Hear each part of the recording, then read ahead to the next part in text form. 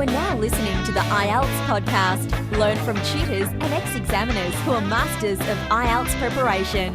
Your host, Ben Worthington. Hello there, IELTS students. In this tutorial, we are going to look at what you can do when your speaking test goes wrong. What does that mean? Well, maybe your mind goes blank, or maybe you make a mistake, or maybe you answer the wrong question. We're going to dive into it today with Rob, our ex-IELTS examiner special guest. How are you doing today, Rob? I'm fine, Ben. And you, everything okay? All good here, thank you. Good, all good. Good to hear it. Robert was a former IELTS examiner. He sat in, could we say 1,000? Probably, yeah. Around 1,000, maybe more, IELTS speaking exams, and very special guest, very knowledgeable about IELTS. And just before we start, let me just mention that if you are struggling with your IELTS speaking or your writing, we've got a whole suite of online courses that you can join. We're getting lots of success. We're getting students every single day joining the course, progressing and improving their IELTS scores.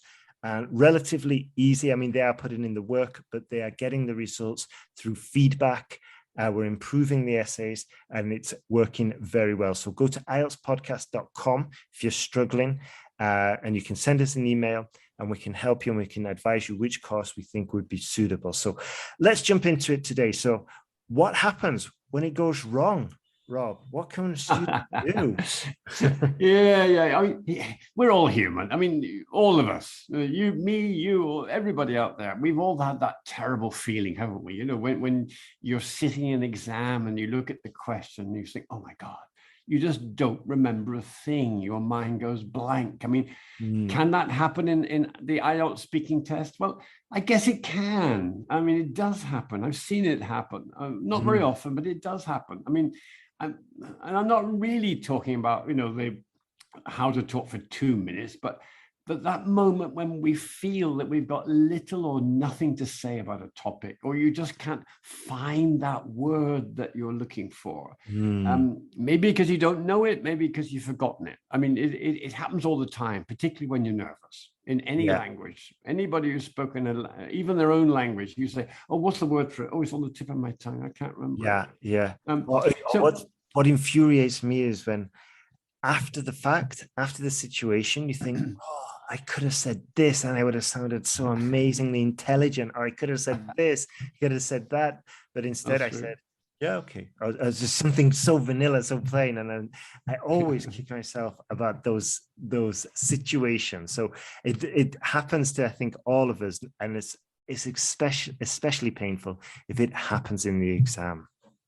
Yeah, let's think of the topic thing. I mean, what do you do if you're just not interested in the topic, or have got very little or no relevant experience to deal with that topic? I mean, I've seen that. I mean, you just give the topic to the student and you just look at their face, and that some people say, "Oh, great!" They actually say something. Other people, you see they drop, you know, and they look miserable for a minute, and I say, you know, can you start speaking now, please? And oh God, you know, oh dear. I mean, but you've got to find something to say. I mean, remember, I think we've said this before, haven't we? The test is about your ability to speak English and not to know everything about everything.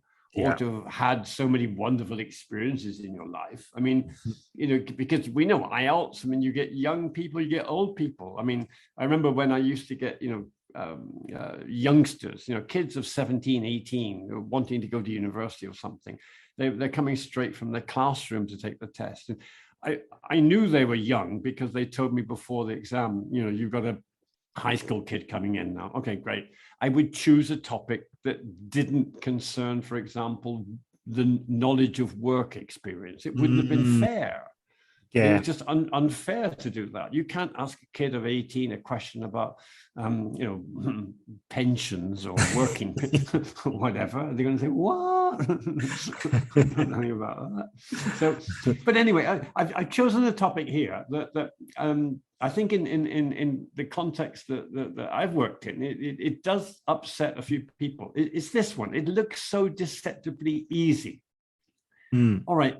Part 2, you get this topic and it says, describe an exciting book you've read recently. And the bullet points are something like, you should say when you read it, what type of book it is, what it is about, and why did you find it exciting? I think the problem there is the word exciting. There are similar topics. Describe an interesting book. Describe a book that you would like to share with your friends or something like that. I mean, but this one, an exciting book. Oh God. And let's imagine that I get that topic. I'm the test taker and I look at it and I think, oh my God, hey, I don't read outside my work or study area. I don't like reading. I hate novels. I mean, oh God, don't tell me. I've never read a book in my life. I mean, I've never read a novel. Yeah. That's what they think reading is. It's not that. It could be anything. Do not panic. Listen, the topic, probably you feel it's taking you out of your comfort zone. But please remember, I say it again for the second time, IELTS, you're being tested on your use of English, not your knowledge or opinion. So here's what you got to do. First thing, for anybody, it doesn't matter if you don't know the topic or not, or you don't like the topic, take absolute full advantage of that 1 minute preparation time. Work out for yourself a kind of general introduction to it. This should include some comments on the question itself. Why do you find it difficult to answer? Clarify it, maybe. Yeah. I mean, just don't do the obvious with that, please. I mean, as examiners, we always say, oh no, the same old thing. I've heard that a million times before. Do something a little bit different. I mean, too many candidates, I feel, simply begin by repeating the question. You've asked me to talk about an exciting book. Oh, I'm sorry, that's really boring. Say something out of the ordinary.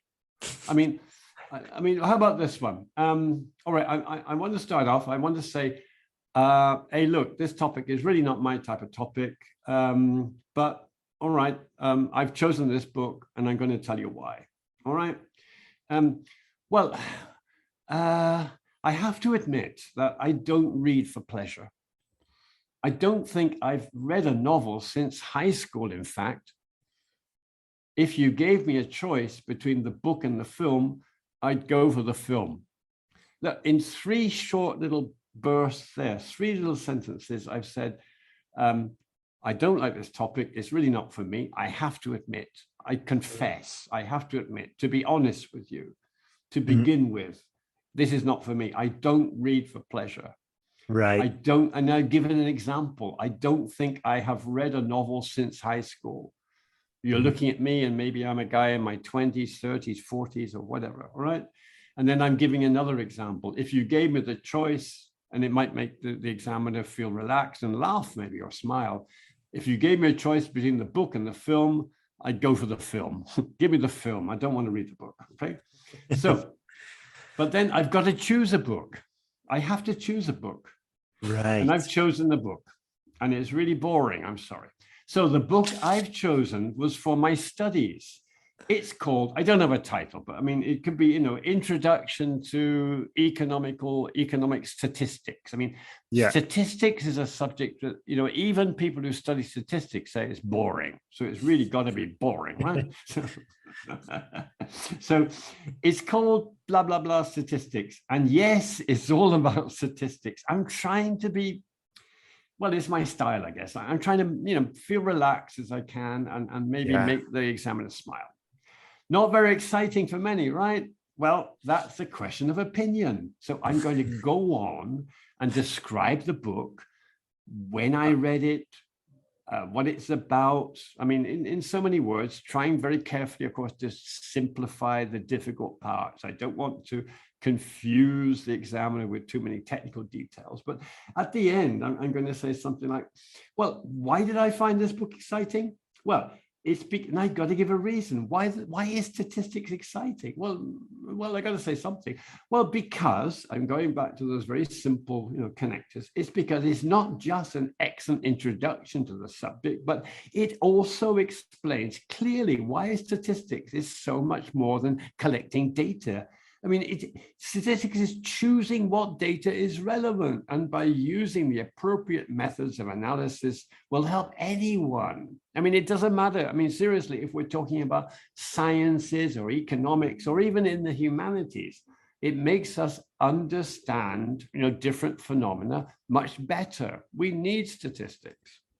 Wow. I breathe. Excellent. And hopefully that's the end of my 2 minutes. Yeah. I mean, of course, there are many, many ways to start. I mean, that was just my particular example, but I think the important thing is, as far as we can, never be negative. Don't give a negative impression. Don't start with, oh, I don't like reading. I don't know much about books. I don't like it. I mean, no, please don't. Don't. Yeah. I mean, I remember once I gave a guy, and I thought, well, sport must be for, guys usually like sport. Talk about a sport that you saw on TV that you found interesting. I gave it to this guy, and he looked at the topic, and he was a good candidate, actually. And he looked at me after the 2 minutes. After the minute. Can you start speaking, please? And he just said, look, I really don't like sports. I hate sports. In fact, I've never played a sport in my life. And then he mentioned, one thing that he'd seen on TV recently, and it was, what do they call it? Drone racing. Wow. I've seen it for myself for 5 minutes. These guys with remote controls, they connect with these drones and have them flying around circuits, competing against each other. And he gave a very good description of it. And he was telling me all the time, don't go in for, the contact sports. I don't like football, and I don't like baseball, and I don't like this. But, this is the sport, I thought. And he did it very well. He dragged it out from somewhere. There's always something you can use, something you can say. I mean, I'm just thinking now, if you're the student and a book doesn't come to mind. In Rob's example, he uses a textbook. But then again, what if you haven't had an interesting textbook for a few years? Well, maybe you could extend it to a magazine, or maybe you could extend it to a blog article or a piece of journalism. But if you can just justify it, like Rob did, well, I haven't read books. Books are not for me. I'm more of a film kind of person, but I did read. I did read something very exciting once in my life. And it was, it's not so narrow. It's not so sort of like black and white here. Again, as we keep saying, this is a language test. And we want to know, or the examiners want to know, something exciting that you read. I mean, fair enough. I mean, a book, if you've never read a book before in your life, then I think you're totally fine extending it to a magazine article or a blog article. Am I right, Rob? I think you're right. I mean, some examiners have the false idea that that they have to talk about the topic that's on the piece of paper. Yes, in very general terms. I mean, an example I can give, not about books, but about films. I once asked a test candidate to talk about a film. She looked at me and said, "Is it okay if I talk about a TV series?" And I looked, I said, "Yeah, that's okay." Right. I made the instant decision. Yeah, but why not? It's the same kind of thing. Exactly. This is not a test about filmography, cinema. This is a test about the language. And but do you think some tutors would be quite strict and say, "No, tell me about a book. No, tell me about a film"? Only if you switch it incredibly. I mean, but tell me about an interesting book. Well, I haven't read a book, but my uncle has got this chainsaw. yes. And maybe you've seen the film, The Texas Chainsaw Massacre. So okay. So we could do it within reason. And would you recommend? Within reason. Yeah. Would you recommend? just getting that confirmation with the examiner before. Exactly. Right. And at least sort of like giving them a heads up and a justification, not just jumping into, I'm going to tell you about a textbook, or I'm going to tell you about, I don't know, a blog that I read. Give a bit of a justification and reasoning why. And then I think, it just makes it easier for everybody, doesn't it? I think so. Because I mean, it's not a test where it's so absolutely strict. Within reason, you can switch the subject around to something that you want to talk about within that context. It's got to be something written down that you read. I mean, it could be, as you say, from a magazine, a newspaper article, a blog, or something online, maybe. But you read it. It's not. That's the main thing. I think, although it may not be a book, but it was exciting for some reason for you. Yeah. And I think this is what trips up a lot of students and maybe stresses out a lot of students, because in a lot of education systems, it is black and white, and in mathematics, it's black or white as well. And I think students who come from those disciplines, or students who come from those education systems, this is why, again, task 2 is such an absolute headache, because they're like, what is the right answer here? There's no right answer. The right answer is anything correctly communicated, roughly on topic, and that can be so stressful for students who are not from that way of thinking. Because that's how it flows into the part 3. I mean, imagine I've talked about my statistics book, but let's paint a picture of me in my imagination here. This is not really me, but this is me at the moment. All right, I love statistics. I'm not married. I don't have kids. I don't like kids. I really don't want anything to do with kids. So, I mean, and then we start out in part 3. All of that was untrue, by the way. I love kids and I am married, but I mean, don't take me too seriously. I mean, okay, so the examiner wants me to get into discussion reading. Now, a classic question that starts off that part 3 when it's reading is about children and reading.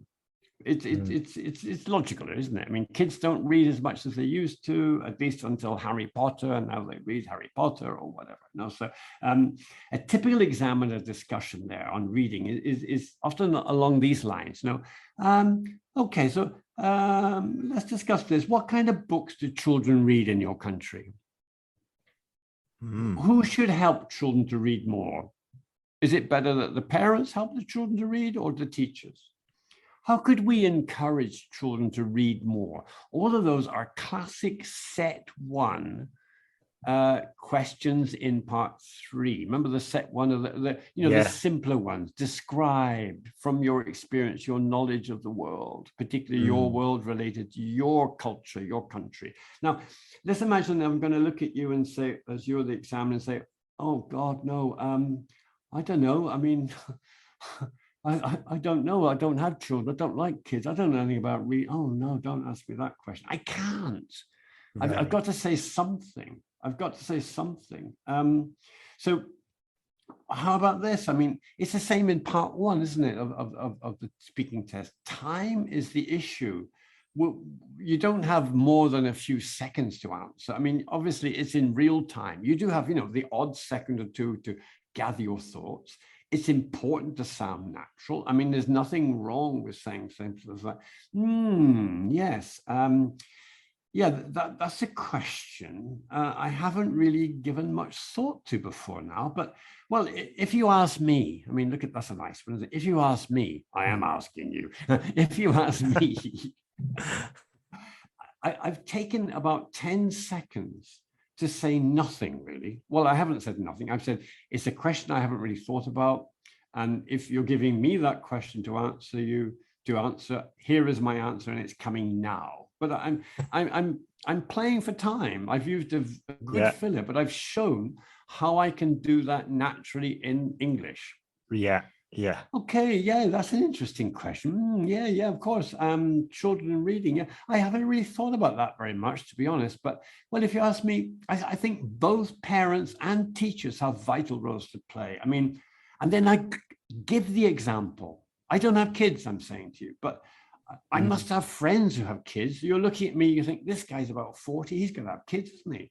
Well, I have friends with young children, and I've noticed that they read to them both at bedtime. I think in that way, I mean, the kids listen to stories and get to enjoy them. And maybe then they want to start reading for themselves. I mean, I've given you an example, and that is a perfect answer to the question. Don't leave it as a very short answer. If you answer in part 3 with a short answer, what kind of books do children read? Oh, I don't know. I suppose they read books at school. Oof. Silence. Oof. Yeah, but what you're going to get another question. The examiner is going to squeeze your brain until you give him more information. Yeah, well, what kind of books? You mean storybooks or textbooks? Well, storybooks. Oh God, come on, say something more. I mean, those 1-word, 2-word answers are just not enough. Absolutely. Even if you think this topic is horrible, you hate it, you want to get out and get a coffee quick, but you've got to say something. Even if it's, well, I don't know really. I suppose they read kids stories, children's books. What do they call them? The fairy stories, that kind of stuff. I mean. Yeah. Because, and the personal example, I have friends, the anecdote, it's always a great way to keep a conversation going, keep a conversation alive. Absolutely. In the speaking confidence course, we've got a module about giving examples, extending those answers with details. So even if, like, where is it? Is this the question now? What kind of books should that's it. Yeah. What kind of what kind of books do children read? Yeah, that's right. Well, I have no idea, to be honest. But if I remember correctly, my brother obviously I know my brother. If I remember correctly, I've seen my brother's kids with more so with videos, to be honest. And they're watching YouTube videos on their phones. And I think sometimes my brother reads to them, and I guess he reads the same topics that they watch on YouTube. So I'm assuming they may be reading Bob the Builder or Thomas the Tank Engine or Peppa Pig. I'm guessing, but to be honest, I cannot really tell you. It's that, like, the creativity to still answer the question and give a reasonable answer and go into details. Even if you do not know the answer, even if your mind goes blank. Exactly.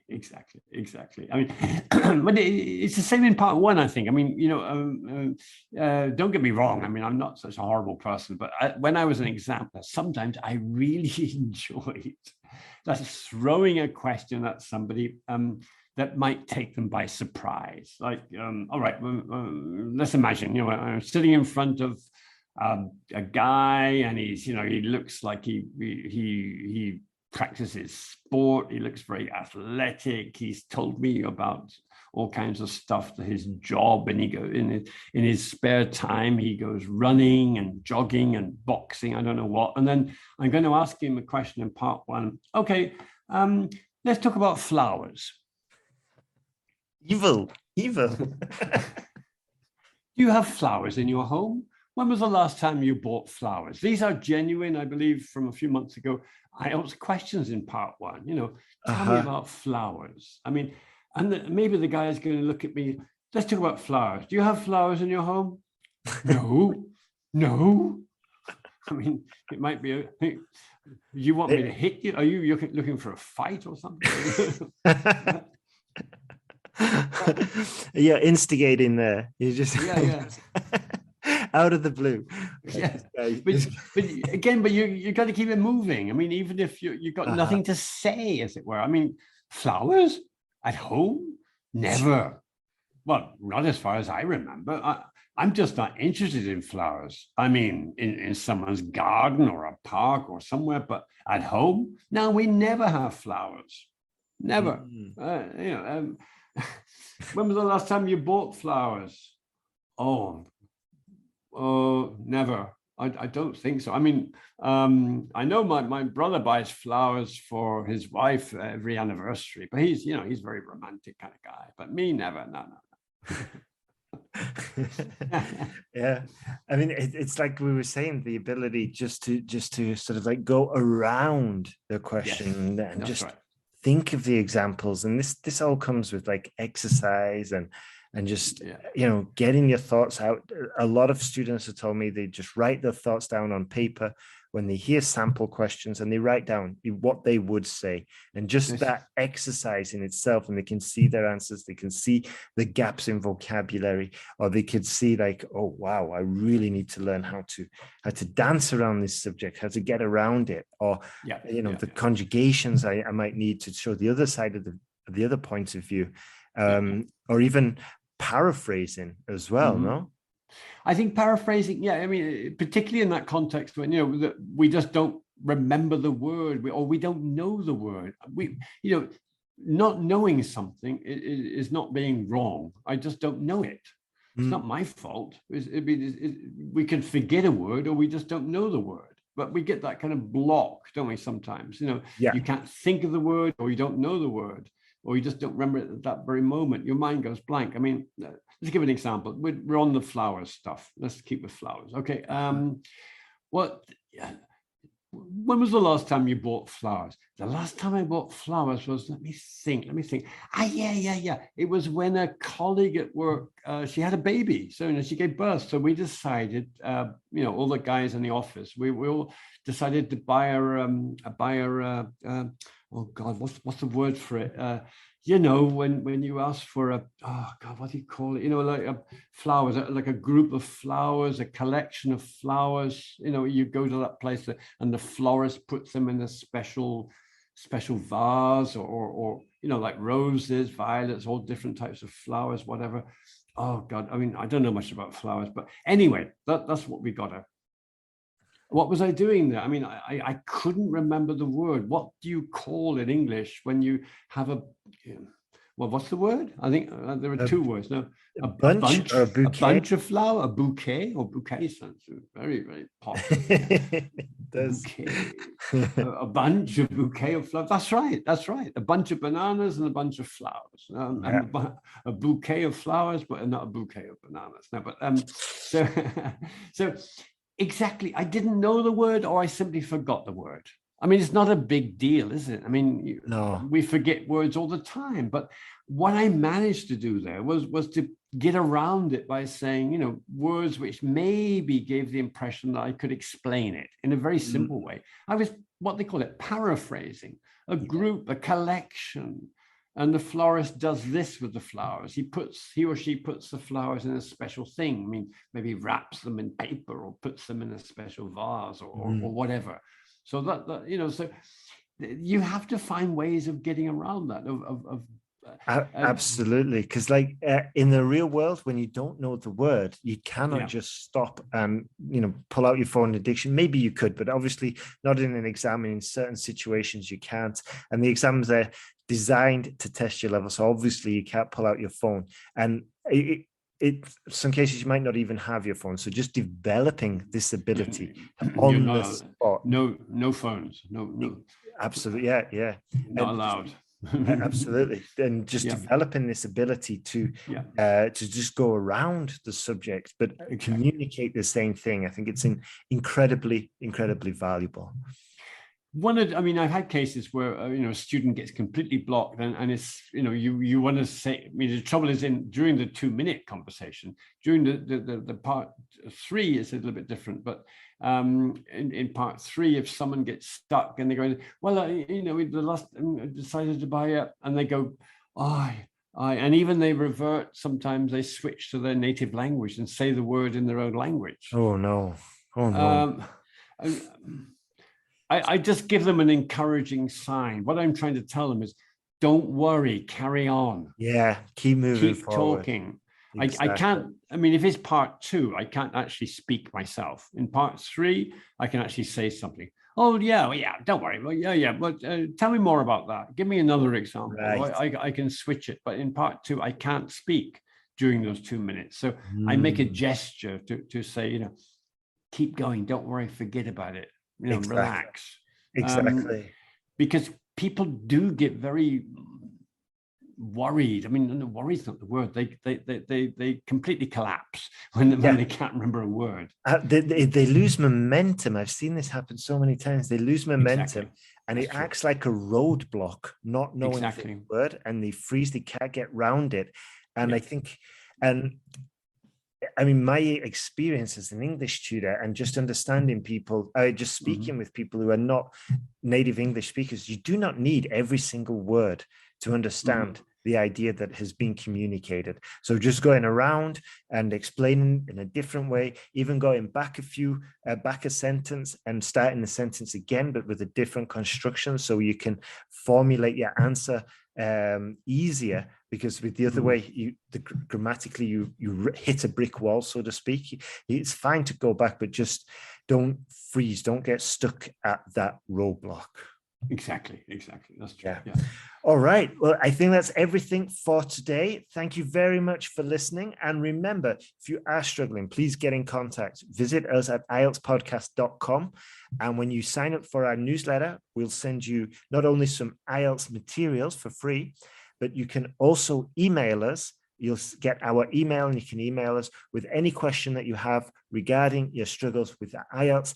And if you need a faster solution, then have a look at IELTSPodcast.com for the online courses and the essay correction feedback service we've got. We're having some great results with that, and we'd love to help you too. So thank you for listening, and goodbye.